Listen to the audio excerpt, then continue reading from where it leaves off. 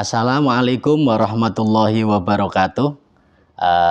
Sahabat-sahabat, kawan-kawan, teman-teman dimanapun kalian berada, pada kesempatan ini saya sangat senang sekali bisa berkunjung, bisa sowan, bisa bersilaturahim pada salah satu tokoh NU Jepara, dan beliau juga merupakan tokoh yang sudah malang melintang begitu di dunia pendidikan maupun di dunia aktivis.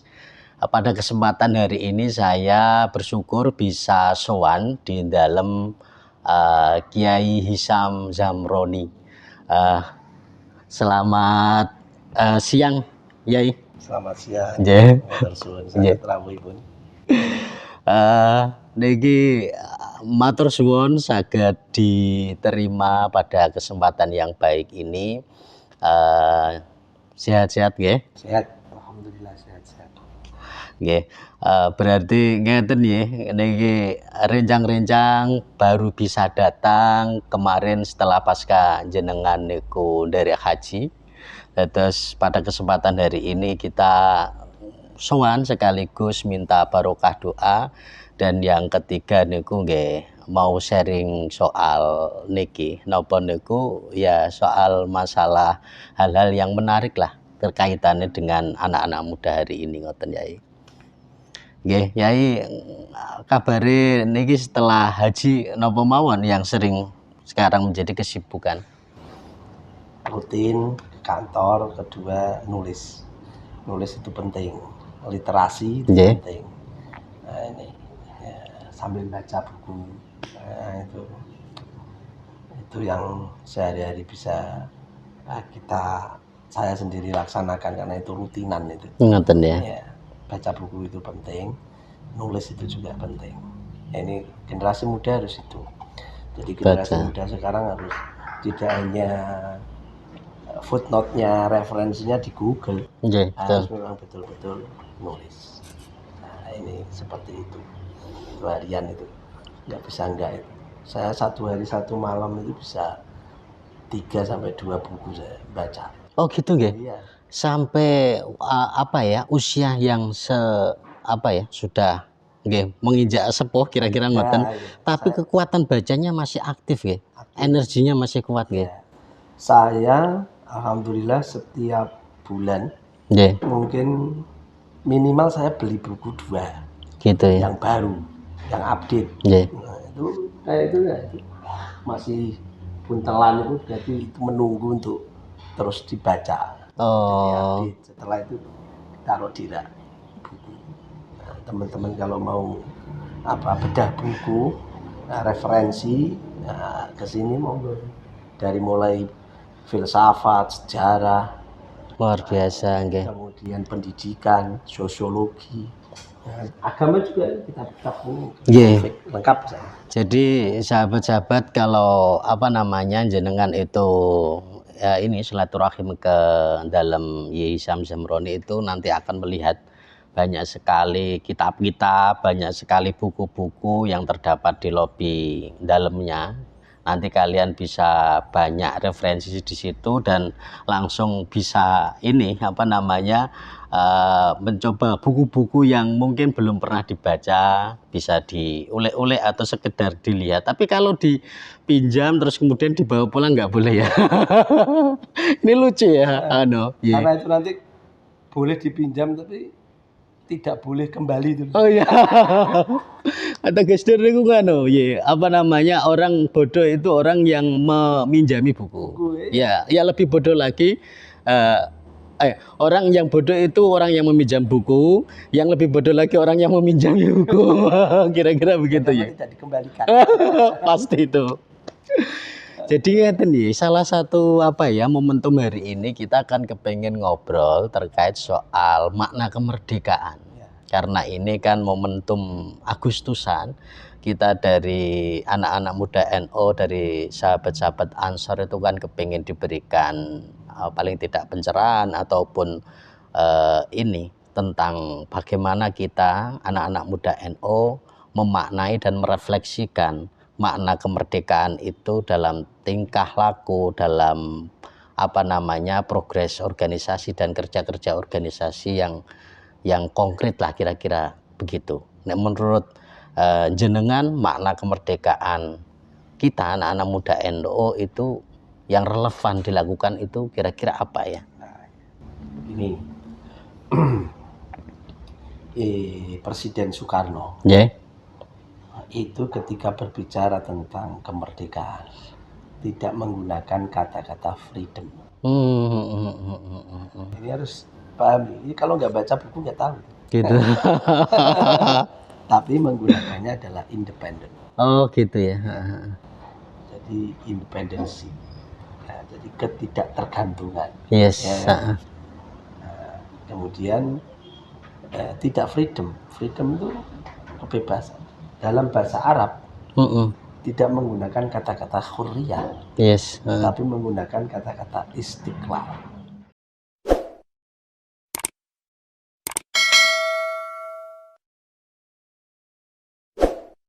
Kata independen itu memberi ruang bahwa apa yang kita lakukan ini adalah tidak tergantung kepada siapapun. Artinya bahwa kemerdekaan itu mandiri.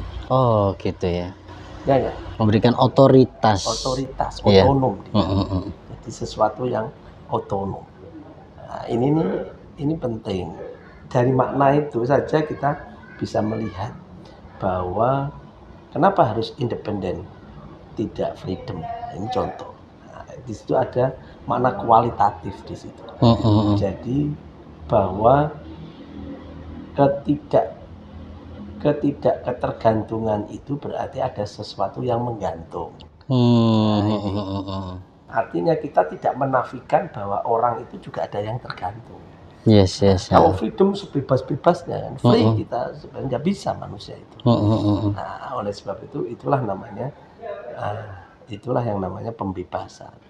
Itulah yang namanya bahwa diri kita ini sudah tidak lagi tergantung kepada sesuatu yang sebenarnya itu tidak penting. Kita ini harus mandiri. Konteksnya, kualitatifnya, actionnya adalah kita harus kerja. Kita harus melakukan sesuatu. Kita harus cerdas, kita harus pintar. Karena kalau dengan cerdas, kalau kita dengan kerja, kita tidak akan pernah menggantungkan sesuatu. Naikkan sedikit standarnya. Ketika kita tidak tergantung kepada apapun, kita tidak akan tergantung kepada produk-produk luar negeri. Kita tidak akan pernah tergantung oleh teori-teori luar negeri, konsep-konsep apapun. Kita sudah punya dan kita punya kemandirian, kita punya kejelasan. Yes. Nah, kejelasan, kita punya mindset yang kita ini adalah bisa mandiri.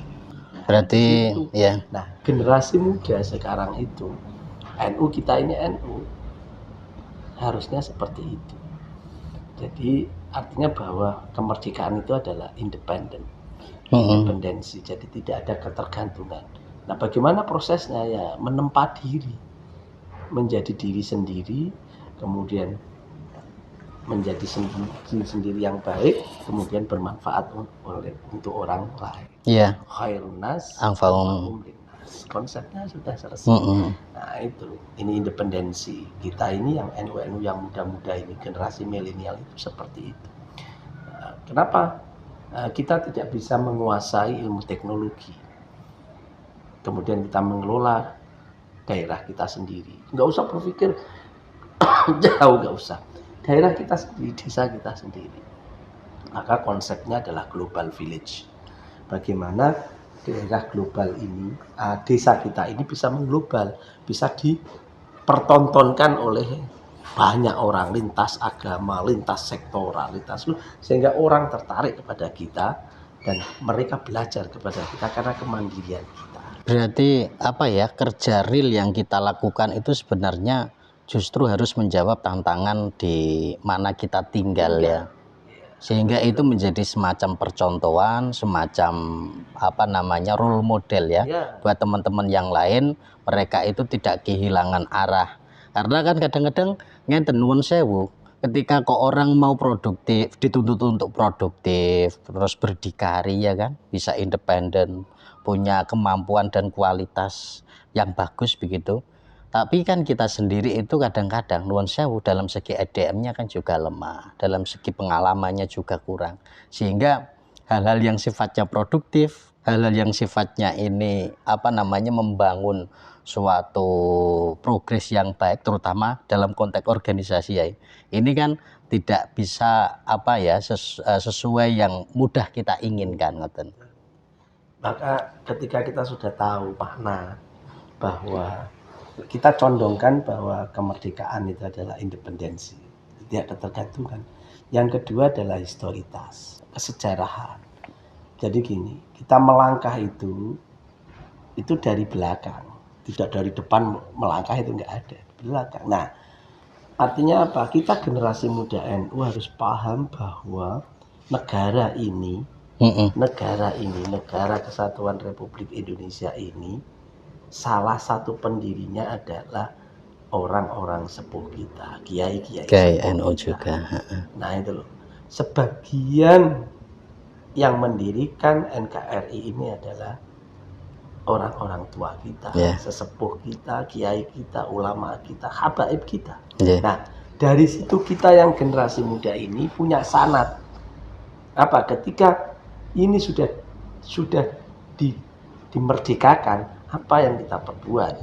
Nah, apa yang kita perbuat inilah, jangan lalu sekarang ini kan yang kayak, saya nggak bisa. Kita ini meneruskan perjuangan orang-orang tua kita dengan mengisi kemerdekaan itu. Ya tadi, kemandirian kita, independensi kita, bagaimana itu kita pupuk, ahli teknologi, ahli persawahan, ahli pertanian, ahli kelautan, ahli apa. Ini kita pupuk itu.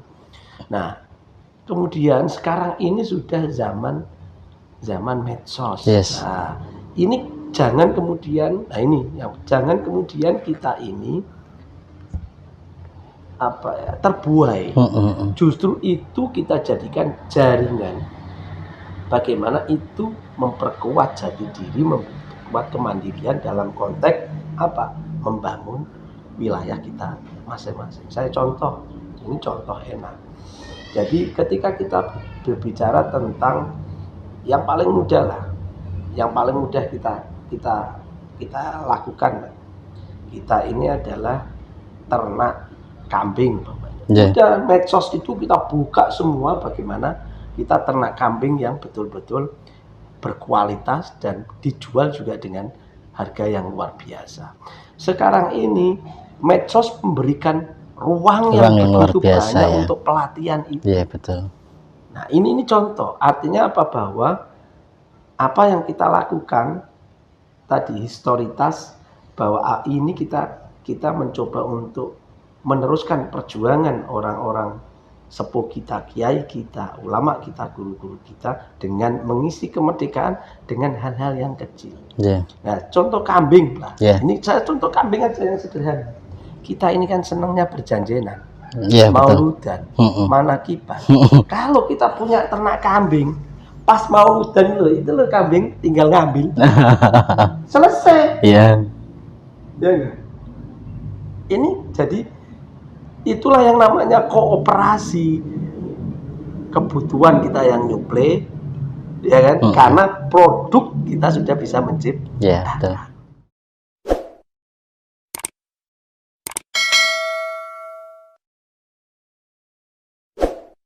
Jadi sebenarnya kita menciptakan pasar atau tidak bisa menciptakan pasar kalau kita tadi memahami bahwa mengisi kemerdekaan tadi itu dengan kemandirian, dengan yang cerdas, dari kecerdasan manajemennya, ekonominya. Padahal sekarang di era media sosial kita itu apapun bisa menjadi siapapun, begitu ya. Apapun, siapapun. Sekarang ini sekarang ini kalau jangan tahu, batas antara subjek dengan objek itu sudah nggak ada. Semuanya subjek kalau kita mampu mengelola dan memanfaatkan, betul ya. Nah, ini tugas kita, generasi muda yang milenial ini, betul-betul mengisi kemerdekaan itu sudah punya landasan, yaitu historitas yang jelas, maka itu harus kuat.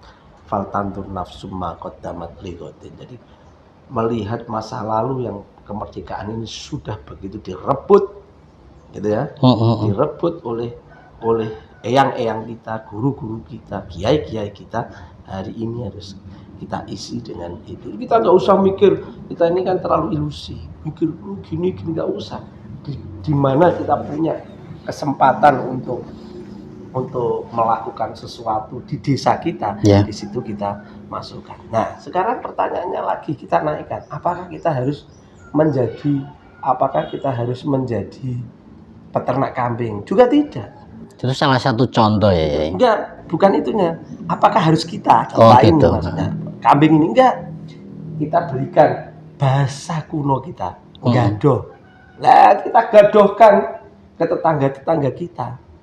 Dipeliharakan kepada orang lain begitu ya. Berarti kita ini ikut mensejahterakan keluarga tetangga yang ada di sana, yang ada di sekitar kita.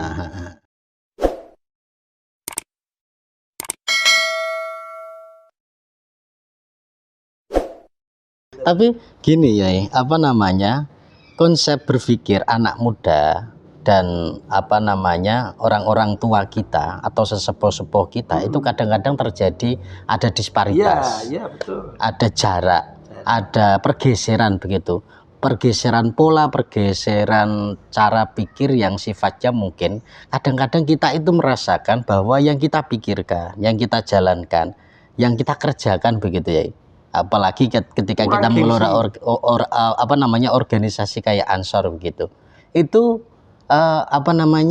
kadang-kadang ini tidak relate atau sesuai dengan yang sering diobrolkan oleh nuwun sewu kiai-kiai kita, oleh sesepuh-sesepuh kita. Contohnya seumpama kita bahas soal TikTok, kita bahas soal YouTube, kita bahas soal media-media sosial yang itu juga punya peran. Nah, untuk menjaga ini tetap berkesinambungan antara orang-orang tua kita, kiai-kiai kita, para pendiri bangsa kita yang tadi jenengan katakan itu tetap tidak melupakan sejarah begitu. Ini tetap mempertahankan originalitas kita sebagai orang NU yang orang-orang sepuh sangat tahu persis soal kebutuhan substansinya, tapi anak-anak muda juga perlu diakomodasi loh. Iya. Soal kebutuhan masa kini itu gimana ya menurut jenengan? Jadi gini, kaidahnya kan jelas, al-muhafadzatu ala qadim sholih wal akhdu bil jadidil aslah ya. Wal akhdu bil jadidil aslah itu adalah proses bagaimana penyesuaian. Nah, zamannya seperti apa? Nah, ini penting. Makanya saya tadi bilang bahwa ketika sekarang itu zaman medsos, zaman TikTok, zaman YouTube, apapun itu bagaimana kita arahkan yang produktif. Orang YouTuber sekarang itu sugih. Iya betul ya. Artinya apa? Tapi subjeknya YouTuber apa? Iya. Ini kan kita harus jelas kontennya. Yeah. Harus orang itu melihat itu senang, melihat bahwa ini setidaknya walaupun itu hiburan, tapi hiburan yang edukatif, betul. Ini kita yang bentuk sebenarnya, YouTuber itu. Kemudian TikTok juga sama kan. Apa yang harus kita sajikan bahasanya? Iya, luar biasa sekali. Bahasa enaknya di buku itu adalah namanya semiotika itu, semiologi. Sajian kita ini itu ada makna dan nilai enggak yang kita sajikan. Iya. Jadi itu ilmu tanda di situ. Nah, artinya kalau tidak ada ya orang juga tidak bisa. Sebenarnya promosi dimanapun, sosialisasi kapanpun itu adalah pintar-pintarnya menyajikan. Nah ini makanya ketika kita YouTube, teman kita ada ayam umpamanya tadi, ada ternak, yaitu kita bisa YouTube kan. Ya, padahal di situ dicari juga ada cara pemeliharaan ayam dan seterusnya. Nanti prosesnya atau yang lucunya. Tapi artinya bahwa secara tidak langsung itu adalah bagian dari promosi. Nah, inilah namanya ketersambungan al-muhafadzatu ala qadim sholih. Apa yang sudah sebenarnya adalah masa-masa yang dulu dengan konsep yang lama, tapi ini harus kita clearkan, harus kita perbaharui, harus kita jadikan sesuatu yang sajiannya itu sesuai dengan zamannya. Zaman sekarang. Wal akhdu bil Jadidil aslah, ya. Sesuai zamannya itu. Akhirnya apa? Kedua-duanya nyambung. Tadi ternaknya ayam, ternaknya kambing, oke ya seperti itu. Nah, itu kodim itu. Tapi bagaimana kita menyajikan bahwa orang senang ternak kambing dan ternak ayam, kemudian di YouTube kan, yes, kemudian di TikTok kan, kemudian orang belajar. Nah, kemudian dia tertarik, kemudian orang kemudian merubah mindset. Ini yang perlu. Makanya kemasan sekarang itu kan modelnya orang adalah kemasan. Nah, ini seperti itu. Nah, oleh sebab itu sebenarnya kemerdekaan ini harus diisi yang secara historis ya kita lakukan apa yang harus kita lakukan sesuai dengan prinsip-prinsip kaidah-kaidah yang memang itu kodi, memang itu hal-hal yang prinsip, tapi cara kemasannya, cara penyajiannya ini relevan, relate dengan kebutuhan hari ini. Apalagi anak-anak muda seharusnya sekarang itu lebih inovatif, lebih kreatif. Anak-anak muda sekarang kalau jenengan tahu, dia di rumah, kemudian memasarkan ayam, memasarkan kambing itu dari rumah. Kambingnya tetap, tapi dia memasarkannya aja yang menggunakan. Tidak harus buka ruko ya kan? Tidak harus buka ini. Kita ini yang muda-muda harus itu hanya satu contoh. Belum ilmu pengetahuan, belum teknologi dan lain sebagainya.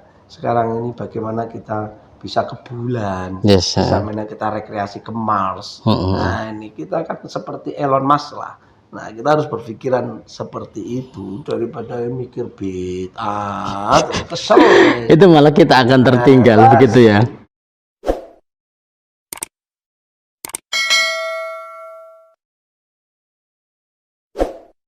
Secara kuantitas kita sih menang, cuma secara kualitas kadang-kadang kita justru malah akan ditinggal oleh kelompok-kelompok yang minoritas, tapi mereka punya set plan yang bagus soal